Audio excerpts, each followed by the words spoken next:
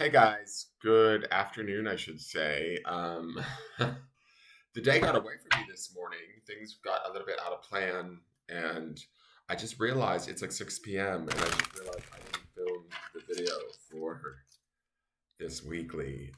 This is Daniel. Welcome to Engelgeist. For those of you that are new, welcome. For those of you that are returning, welcome back. For those of you that support me over on Patreon, thank you so very, very much. And thank you for being patient today for the early release of this video. I just didn't realize, and then it just dawned on me. I was like, wait, I didn't film for tomorrow. So I'm doing it now. It's now 6 p.m. This reading is for all signs, and it is the underpinning energy of the week of March 6th through the 12th. It is not necessarily solely set for that date. If you're seeing this reading outside of those dates and it makes sense to you, use it. Feel free to use it. Don't get stuck on the date. Rather, pay more attention to whatever the message is saying to you. If it feels like it's sort of your message, go with it. Use it to your own highest ability and with your own, highest intelligence and intuition. Check out the drop-down menu on any of the daily readings. It gives you information on what decks I'm using, if you like a deck, or how to get in contact with me for a private reading. And just things I want you to think about while using the channel, okay? So let's get into this reading. I can't believe that I just totally spaced it today. I got caught on the phone this morning, and then the day just got away from me. I started doing other things. I had a noon appointment, and I don't know what happened. I just realized. I was like, wait a second. Okay, so each card will represent for like a day or two of the week. Some of you may experience only one of these cards. Some of you may experience all of these cards and then some. So there's a lot of flexibility within my readings, guys. So use them as you wish.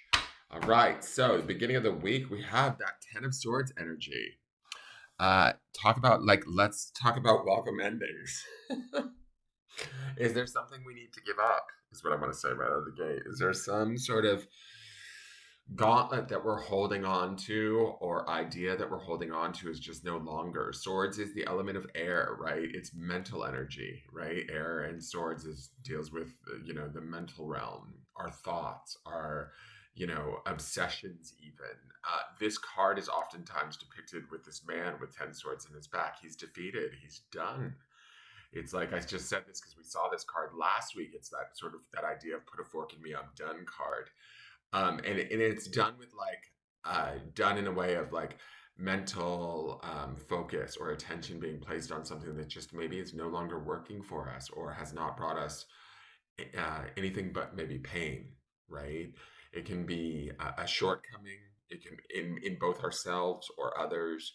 It can be a situation that happened to us that we just can't seem to let go of the resentment. Well, this is maybe the beginning of this week might be the opportunity to kind of look at that resentment slightly differently or be able to sort of release that resentment. Tens are always about the finality of some situation, right? The ending of it for both you and all parties involved, or you and the complete, total situation. It's about to turn over. It's about to change. And this Ten of Swords indicates that it hasn't been an easy journey for whoever this reading, might hit home for. It hasn't been an easy journey. We've been to sort of maybe hell and back. That's certainly what this guy's had. His experience is, but the beauty is that his experience in a way is over now. And I don't mean that like in the sense of death, right? It means that it's like we've thought it to death.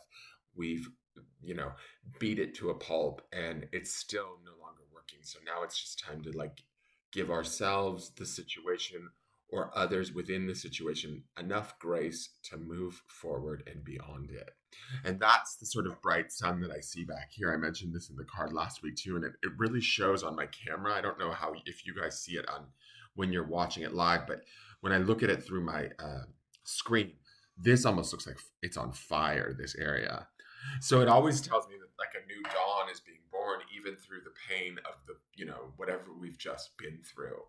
So don't lose hope. You're almost there is kind of, that's sort of like a 10 of swords, 10 of wands kind of theory is like, you're right at the finishing point, right?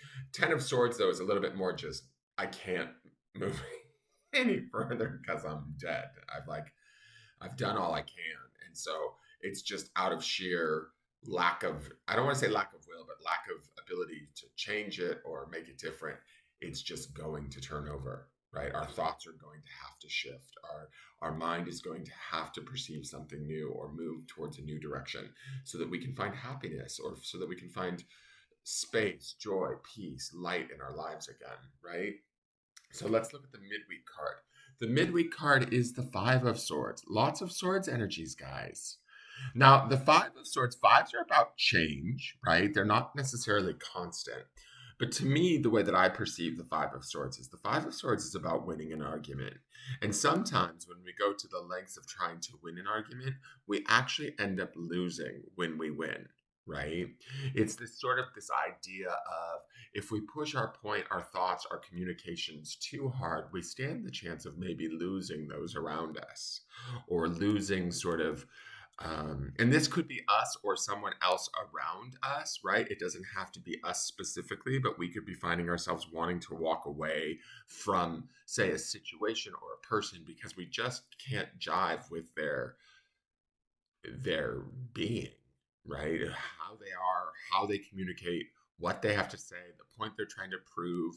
And if that's us, if we're the one in that role, well, then, we may put a few people off this week in the midweek. We might have people walking away from us, not seeing our side of things, or pretending as if they do, but really not giving two rat's asses about what we have to say in the end.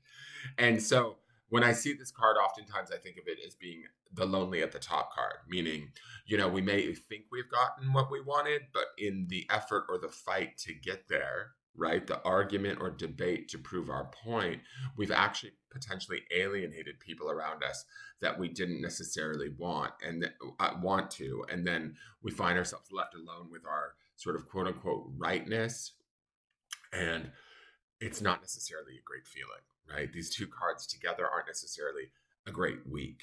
I would be really mindful, just as a general rule for everybody, I would be very mindful of our thoughts this week, what we're thinking. And I mean, like, when we go down a rabbit hole of despair, degradation, judgment of ourselves or of others, pull your ass back out of it, is what I'm going to say. Because these swords cards to me feel like it's definitely about our thoughts this week. It's definitely about what we're communicating, and it definitely feels like it's not going to be pleasant. Okay, I'm just going to be blunt and honest with that. The last card is the Magician. I will take it. The Magician is major arcana, so the end of the week should be a good turning point for us. Magician is associated with the sign of Aquarius. And so that is also air sign, right? So it's still more air energy, communication, and that sort of thing. But the magician is oftentimes about creation, power, just the sheer creative force of whatever it is we want to do. To me, this looks like the turning of the chapter for us. Whatever it is that we are dealing with in the beginning and the midweek, which might be sort of not emotionally, but like mentally plaguing, not fun, uncomfortable, all of that sort of stuff. The Magician comes in the end and kind of releases us, right? The Magician has sort of like this ability to see beyond what it is that we might be stuck in this week mentally, the struggle or fight that we might be putting up with mentally, the arguments, or the what's the word I'm looking for? That Five of Swords is definitely about somebody trying to prove their point and it's not coming across well. And they run the risk of alienating those that they don't necessarily want to alienate, whether that's you in that role of the alienator or you're the one being alienated. It's like separation, change, shift. And there's definitely separation, change, and shift in the Ten of Swords, but it's like without choice, right? Because he's lying there dead, essentially. Like, you can't move anymore. Like, the elephant in the room has to be seen. So the Magician comes in at the end of the week and says, now that you've looked at all of this, now that you've struggled with all of this, now that you've like wrestled with all of this and it still hasn't worked out, what can we do differently, or what can we change? What can we create new? And with him, I believe brings hope, brings sort of like power and excitement. the opportunity for change, for direction, for choice. And we get to choose where we place our attention, where we place our intention, our thoughts, our ideas, our creations, and how we use them this week, right? We won't see this energy until the last few days of this week, but it will be very inspiring. It should feel empowered. It should feel creative.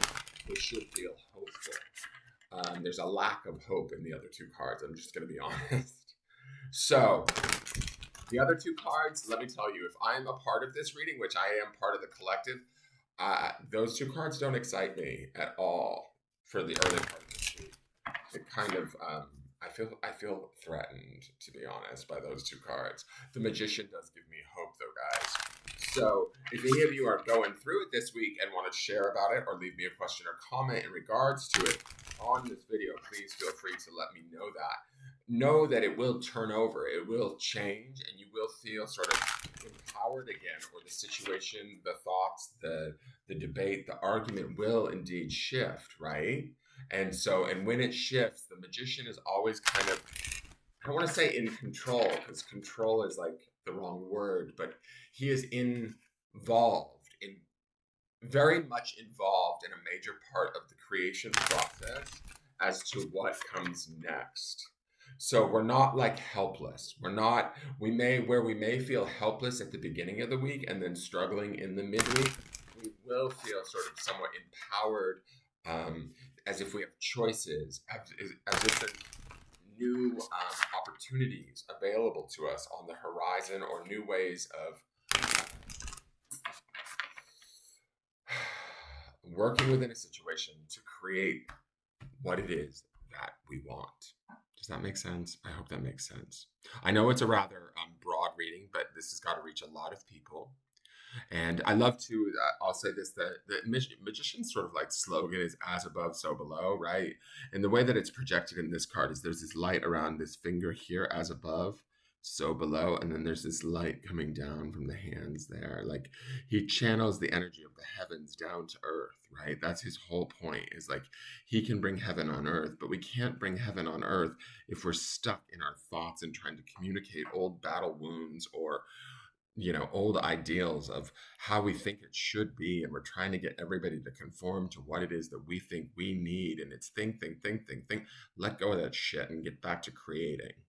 Get back to the magic, right? Let's look at the Sacred Destiny Oracle and see what that has to say. And this deck is just giving me life. Okay, I love this. We've seen this card before. It's openness. I love how it's got the constellations on it and the brightness of the moon, right? The moon is our intuition. Oftentimes I associate the moon with our intuition. The moon is about listening to that softer voice within us. This openness is about even, I'm going to say this, if some of you are struggling with some of these swords cards this week, or some of our thoughts or situations where we feel like we're not making headway, we're not getting our point across, or we're just kind of on the struggle bus, be open to just being on the struggle bus and going for a ride. Don't resist it, is what openness says to me. Openness says to me, like, ride along with the sort of, I don't know, however it manifests for you. If it's resentment, if it's insecurity, or the insecurities or resentments of others that is showing up in your life and affecting you in a way that's negative, ride with it. Be open to it. Let it inform you in some way, shape, or form. It doesn't all have to, even the way that I want to say this today, and I don't know if this is correct for you, but it doesn't, even though it's not going your way or the way you think it should, doesn't necessarily mean it's not going the exact way that it's supposed to. And that's the idea of this openness card to me. That's the constellations around the moon, that it's like we're all interconnected. And I really do believe that there is a larger plan that we don't even fully understand sometimes. And we go through things that we struggle against and try and avoid and do all this shit to like make not happen. And we spin our wheels, and then we end up going through it anyways. And then like, a year or two later, we look back and we go, you know what? If I didn't go through that, I wouldn't be here today in this position. So now I understand why that had to happen that way. And to me, that's sort of what this openness card kind of represents is if we can remain open and listening to our intuition and the quieter, softer side of ourselves and just sort of be a witness to, whatever our own thoughts are, whatever it is we are communicating or is being communicated to us, even if it is negative or uncomfortable, um, allowing that openness to shift us into a position of power by the end of the week, which creates the magician, which opens us up to new creations and new opportunities. And it's interesting that I keep saying the word creation because last week's grounding stone was the stone create. So we're still there's still some of that going on here. There's like some sort of, we did just have the new moon too. And new moons are about creation. It was what was it, the new moon in Pisces, I believe. So let's see what the grounding stone is for this week. And this is just a principle that we want to ground in throughout the week. Keep in mind, keep focused on, stay centered within, and the word is desire. And desire oftentimes feels, is associated with sexuality, attraction, that sort of thing. And I agree with that, but I also feel like desire is also associated with the feeling of the spirit, right? What drives us internally, like from our deepest core self? What is it that we want?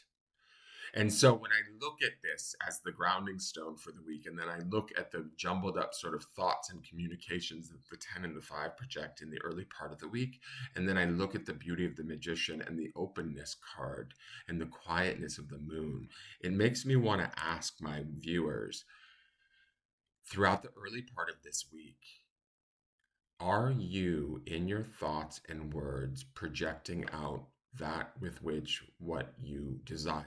Not what you want, not the way you think it should be, not the way you think it needs to be so that everything is correct, right? Because those are different things. Those are not about desire. Like what we desire is what's truly in our heart.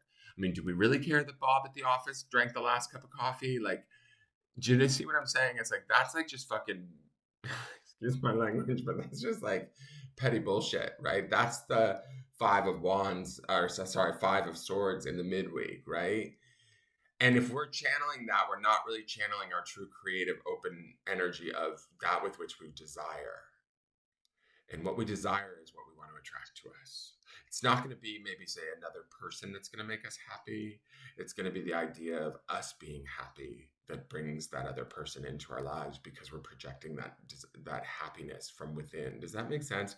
So, like, look at what it is you desire in your life, and then look at how you communicate that. Or are you even communicating that in a way that's clear to the universe or to, the environment? Because the clarity comes with the openness and the clarity comes with that magician by week's end. That is your forecast. Thank you so much for being patient. Hit the thumbs up button, subscribe to the channel, leave me a question or comment. I look forward to seeing you tomorrow to see how this week unfolds. Have a great day and take care. Bye-bye.